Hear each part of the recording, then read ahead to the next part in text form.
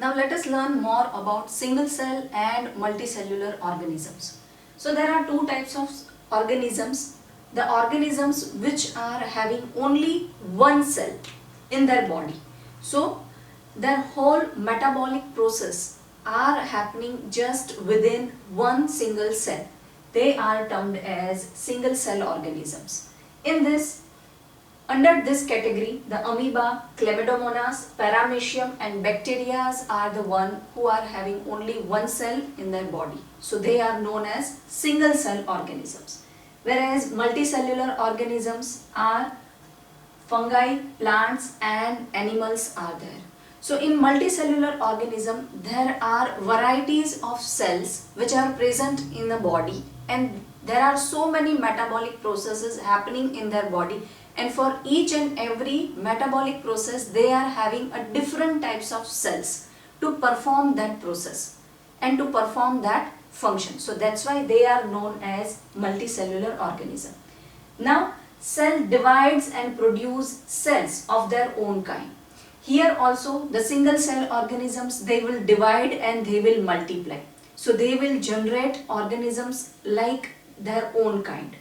Here also in multicellular organisms, the cell will divide and they will produce new cells just like them.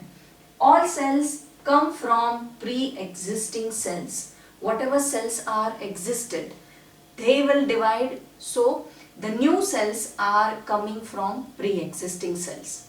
Now let us learn some more features about cell.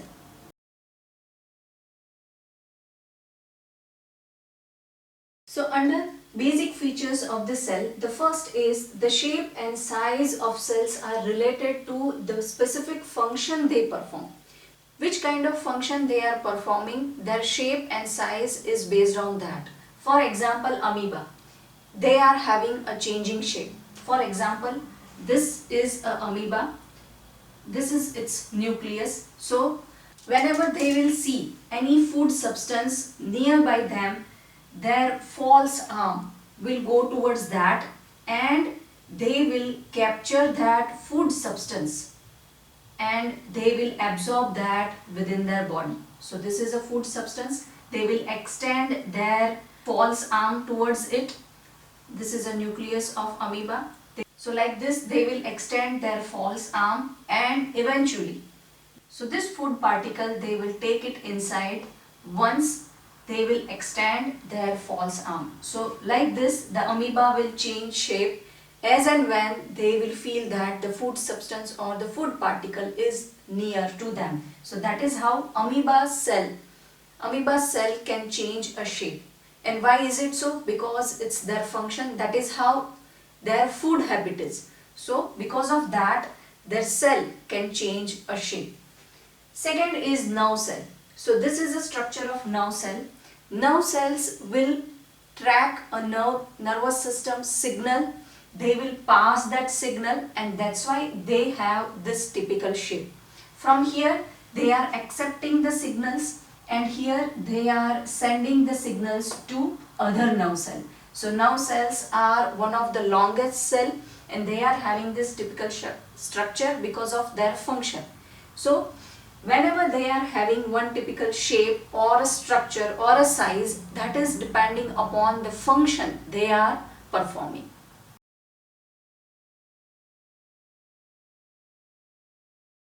Our second point is each living cell has a capacity to perform certain basic function.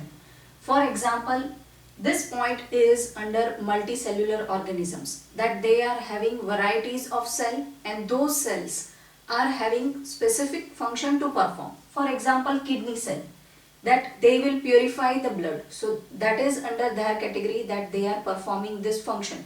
So their shapes and size are depending upon their function, that they can filter the blood. Then heart cells, their function is to pump a blood. So their shape and size is based on the function they are performing. So each and every cell's function is well defined and their size and shape is based on that. Then third one is each cell has organelles. Now organelles means different parts which are present into the cell.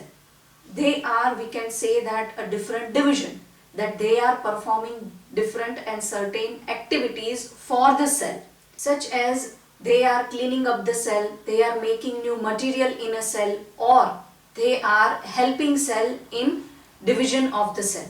These organelles are small units present within cell so that they can perform certain functions for that particular cell.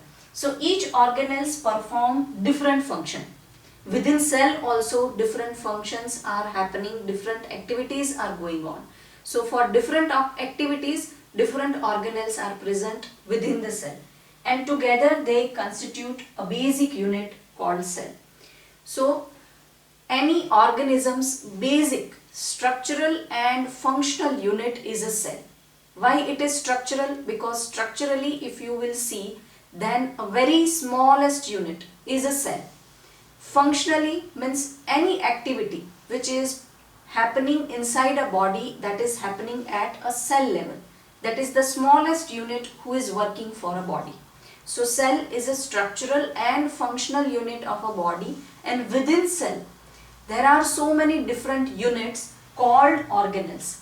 They are performing different function for the cell, and it is depending upon what type of cell they are, what type of function they are doing. Based on that, the types and size will vary, and based on that, the presence of organelles will also vary.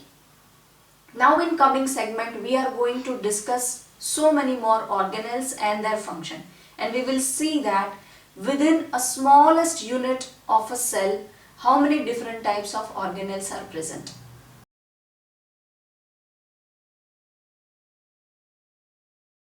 Hope this video has solved your doubts, and in coming videos we are going to learn some more important concepts. So don't forget to subscribe, learn yourself. I'll see you in next video. Till then, keep learning, keep sharing.